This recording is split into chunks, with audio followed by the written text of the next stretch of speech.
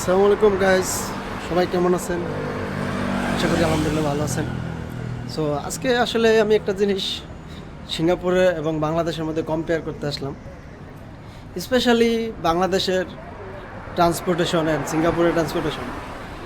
বাংলাদেশে যেই ট্রান্সপোর্টেশনগুলো আসলে পারমিশন দেওয়া হয়, সিঙ্গাপুরে আসলে ওইভাবে ফিটনেসবিহীন গাড়িগুলো আসলে সিঙ্গাপুরে পারমিশন দেওয়া হয় না। লাইক আপনি যদি দেখেন যে সিঙ্গাপুরের গাড়িগুলা, এই যে একটা গাড়িও যদি ফিটনেস যদি ঠিক না থাকে তাহলে অবশ্যই সিঙ্গাপুরে রোড পারমিশন দিবে না।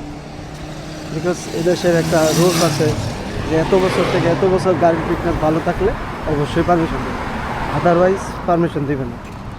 বাস দেখতে পাচ্ছেন, আসলে এটা বাংলাদেশে যে পারমিশন রোডগুলা গাড়িগুলো পারমিশন দেওয়া হয় ফিটনেসবিহীন, এটা আসলে অনেক ঝুঁকিপূর্ণ। সো আমি বলবো যে বাংলাদেশে যাতে এটার ব্যাপারে অবশ্যই সতর্কতামূলক